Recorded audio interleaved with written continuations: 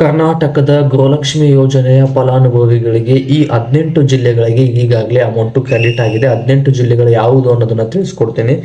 ಬೆಳಗಾವಿ, ಮೈಸೂರು, ಚಿಕ್ಕಬಳ್ಳಾಪುರ, ಗುಲ್ಬರ್ಗ, ಬೀದರ್, ಕಲಬುರಗಿ, ಉತ್ತರ ಕನ್ನಡ, ಮಂಡ್ಯ, ಹಾವೇರಿ, ಶಿವಮೊಗ್ಗ, ವಿಜಯನಗರ, ದಕ್ಷಿಣ ಕನ್ನಡ, ಕಾರವಾರ, ಮಂಗಳೂರು, ಹಾಸನ, ಕೋಲಾರ, ಬೆಂಗಳೂರು ಗ್ರಾಮಾಂತರ, ಬೆಂಗಳೂರು ನಗರ.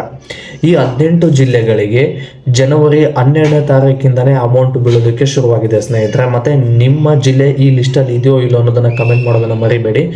ಜನವರಿ 12ನೇ ತಾರೀಕಿಂದ ಶುರುವಾಗಿ ಈ ಪ್ರೊಸೆಸ್ಸು 2 ರಿಂದ 7 ದಿನಗಳ ತನಕ ಹಂತದಲ್ಲಿ ಇರುತ್ತೆ ಅಂತೇಳಿ ಮಕರ ಸಂಕ್ರಾಂತಿ ಹಬ್ಬಕ್ಕೆ ಗೃಹಲಕ್ಷ್ಮಿ ಯೋಜನೆಯ 25ನೇ ಕಂತಿನ 2,000 ಹಣವನ್ನು ಬಿಡುಗಡೆ ಮಾಡ್ತೀವಿ ಅಂತ ಹೇಳಿದ್ರು.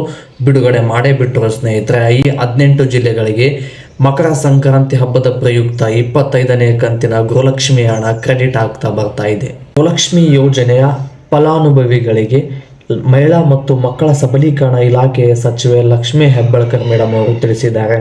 ಈ 18 ಜಿಲ್ಲೆಗಳಿಗೆ ಜನವರಿ 12ನೇ ತಾರೀಕಿಂದನೇ ಹಣ ಬೀಳುವ ಹಂತ, ಅಂದರೆ DBT ಮೂಲಕ ಡೈರೆಕ್ಟಾಗಿ ಗೃಹಲಕ್ಷ್ಮಿ ಫಲಾನುಭವಿಗಳ ಖಾತೆಗೆ ಅಮೌಂಟ್ ಕ್ರೆಡಿಟ್ ಆಗುತ್ತಲ್ಲ, ಇದು ಡೈರೆಕ್ಟಾಗಿ ಕ್ರೆಡಿಟ್ ಆಗುತ್ತೆ ಅಂತೇಳಿ ಮಹಿಳಾ ಮತ್ತು ಮಕ್ಕಳ ಸಬಲೀಕರಣ ಇಲಾಖೆಯ ಸಚಿವೆ ಲಕ್ಷ್ಮೀ ಹೆಬ್ಬಾಳ್ಕರ್ ಮೇಡಮ್ ಅವರು ತಿಳಿಸಿದ್ದಾರೆ.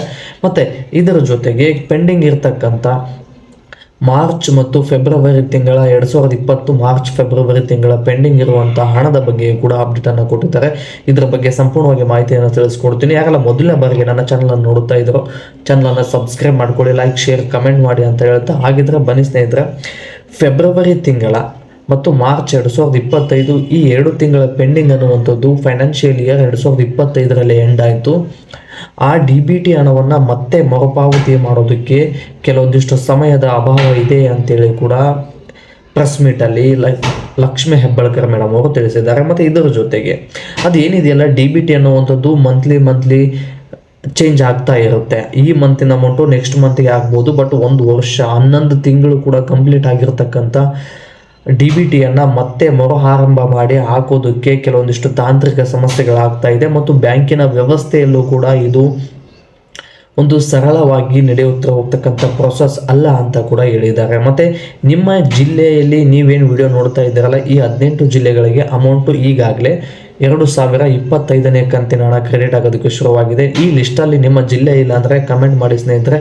ಈ ಜಿಲ್ಲೆಯ ಬಗ್ಗೆನೂ ಕೂಡ ಅಪ್ಡೇಟ್ ತಿಳ್ಕೊಂಡು ವಿಡಿಯೋನ ಮಾಡ್ತೀನಿ.